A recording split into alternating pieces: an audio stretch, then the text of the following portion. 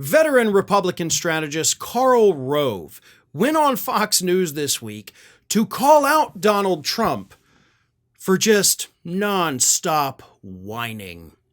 And what's funny is that Rove, in his appearance on Fox News, he wasn't talking about the Madison Square Garden rally. No, Rove wasn't actually even talking about anything that happened this week. Rove was calling back to what happened last week, where Kamala Harris agreed when she was asked, "Do you think Trump is a fascist?" And she said yes.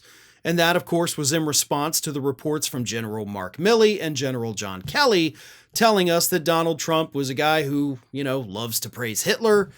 He's a guy who is an authoritarian to the bone. He's a fascist.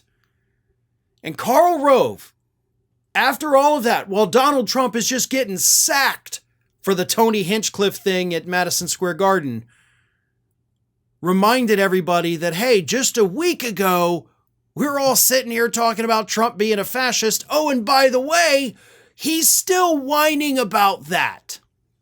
Here is what Rove had to say.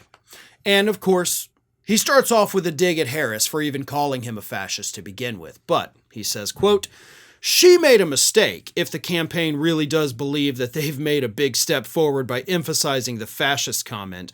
Look, and I get the hypocrisy of it. Trump has been calling her a fascist for weeks. So now he's whining, saying she's calling me a fascist. Well, that is not a winning issue for her. It's not a winning issue for him either. So no side wins when you call each other a fascist.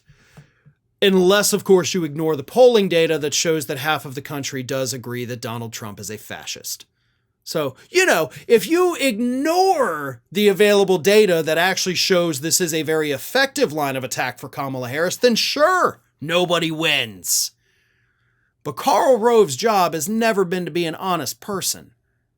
Karl Rove's job has always been to engage in the dirtiest tricks possible to get Republicans to win office. And he knows he's not an idiot. He is actually very smart. He is an evil genius. But he knows how damaging these attacks on Donald Trump have been. He has seen that poll. He is not ignorant of it. He knows that it exists.